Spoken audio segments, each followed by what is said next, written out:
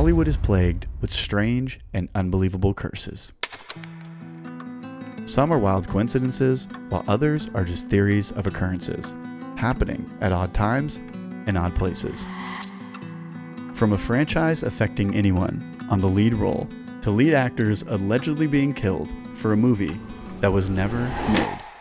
You may have heard of the Superman curse. This was the alleged curse that became well known after a series of spooky events that led to the tragic and unexpected demise of 4 actors who played the role of the Man of Steel. The first occurrence of the Superman curse started with a man named George Reeves, who died of a gunshot wound at the age of 45. The second was Christopher Reeve, who was believed to be a victim of the curse when he was rendered paralyzed in 1995 after a horse riding accident, and subsequently died 9 years later at the age of 52.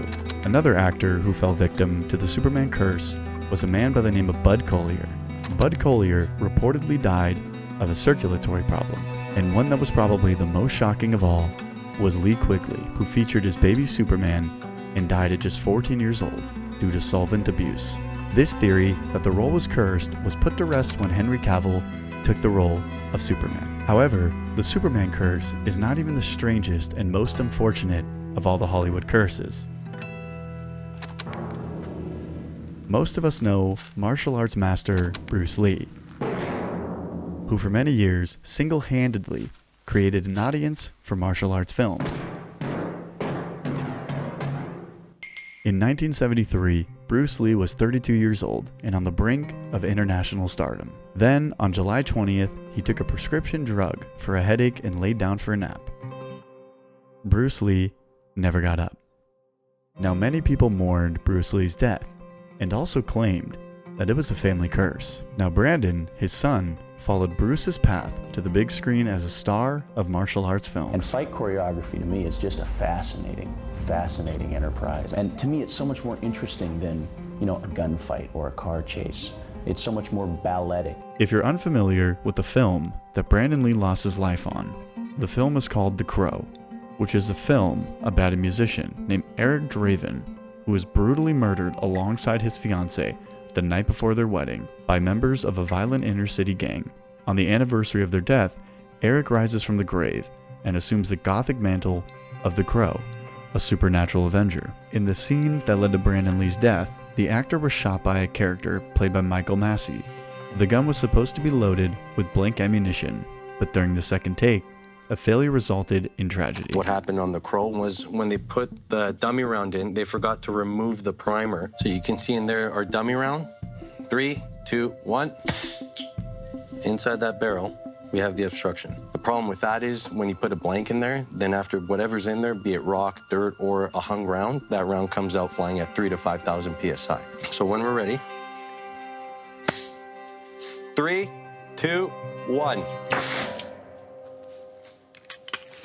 The round's gone off. I can go check down range, and we can actually see the round that punctured through it. Right here. That's your round.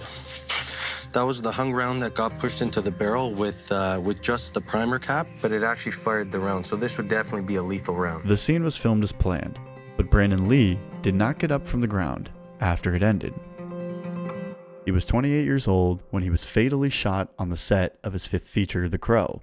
Now many began to question if he fell victim to the Lee family curse. Just like Bruce Lee's death, the shooting of Brandon Lee renewed speculation about the Lee curse, and many began to question, was the tragedy attributed to supernatural forces? After nearly 50 eyewitnesses and more than a dozen ballistic tests, detectives Rodney Simmons and Brian Pettis of the Wilmington, North Carolina Police Department pieced together a strange 6-week journey of the bullet destined to kill Brandon Lee. According to Detective Simmons, the bullets were purchased at a pawn shop.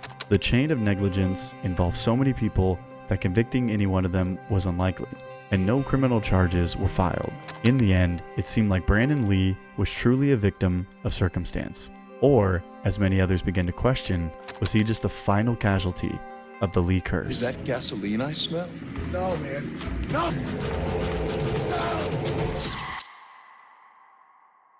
One of the most bizarre and unexplainable Hollywood curses stems from the unmade film script, A Took. The plot follows a teenage poet from Baffin Island, and it's based on Mordecai Richler's 1963 novel, The Incomparable Atuk, or Srick Your Neck Out, as published in the United States. In the script, the protagonist is whisked away to Toronto, where he experiences instant fame. But in the movie version, he lives in Alaska and ends up in New York City. The cinematic adaptation of the novel was written by Todd Carroll and commissioned by filmmaker Norman Jewison in 1977. When Carroll had finished writing the script, he had casted his actor friend, John Belushi, in the role of Atuk.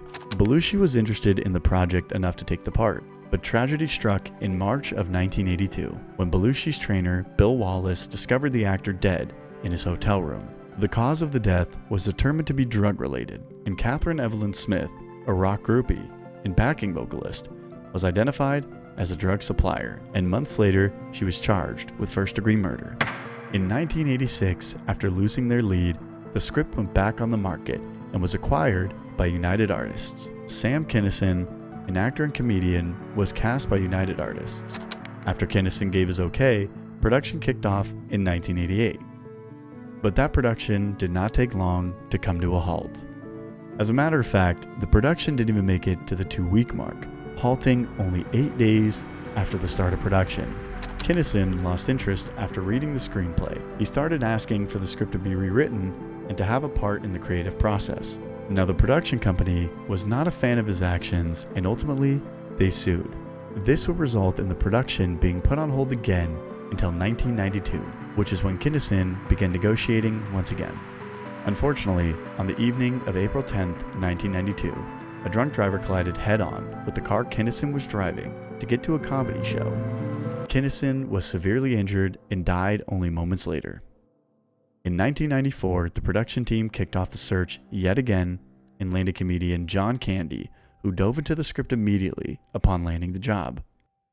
But come March of that year, John Candy suffered a heart attack while working in Mexico and died. Now, before Candy passed, he reportedly asked his close friend Michael O'Donoghue to read the script and potentially be a part of the cast. And, to no surprise, in November of the same year, he passed away. O'Donoghue had a history of chronic migraines and died from cerebral hemorrhage at 54 years old. For nearly 3 years, the script was shelved by the production company, but in 1997, it resurfaced again. Atuk was then offered to an actor that went by the name of Chris Farley. Now, Farley's interest in the script was piqued due to his idol Belushi being a part of the production at one point in time. Farley always tried to emulate the performer in many ways, and was overjoyed at the chance to play a part that his hero had once contemplated. And adding to the roster was a man by Phil Hartman, a co-worker of Farley's, that pondered joining the cast. Farley was a huge name in the field of comedic films, while Hartman spent many years as a cast member on SNL. For the first time in many years, Atuk looked like it was moving in the right direction. But on December 18th, 1997, the curse of Atuk had struck once again. Farley's body was discovered by his brother John after taking Speedball, a mixture of cocaine and morphine. And Farley died at the same age as his hero, John Belushi, at the age of 33. And now we pivot to Phil Hartman, who was introduced to the script by Farley. Now, Phil Hartman's demise came at the hands of his wife, when on May 27, 1998, Phil returned home from a restaurant. The two got in a fight, and Phil went up to his room to sleep. And at 3 a.m., when Bryn entered the bedroom with a handgun, she shot Phil in the head. Bryn then went to a friend's house and confessed to the crime she had just committed. Now, initially, the friend did not trust her, but went to the house anyway to find Phil's body and called the authorities immediately. Now, Bryn barricaded herself in the bedroom as police escorted the rest of the family out of the house. A witness reportedly heard Bryn exclaim, "I told you I did it. I have no idea why I did it, but I killed them." Bryn shot and killed herself not long after. Now, not long after, film executives ordered the Atuk script to be shelved, never to be made again. Now, many people refused to believe in the curse, while others insisted that it was real, regardless that both United Artists and author Todd Carroll have denied any existence of any supernatural elements. And that still till this day poses the question, is the Atuk script really cursed? Or is this just the most unfortunate and strange occurrences that Hollywood has ever seen. And if you want to know about a show so vile it tortured a man live on TV, then click this video here.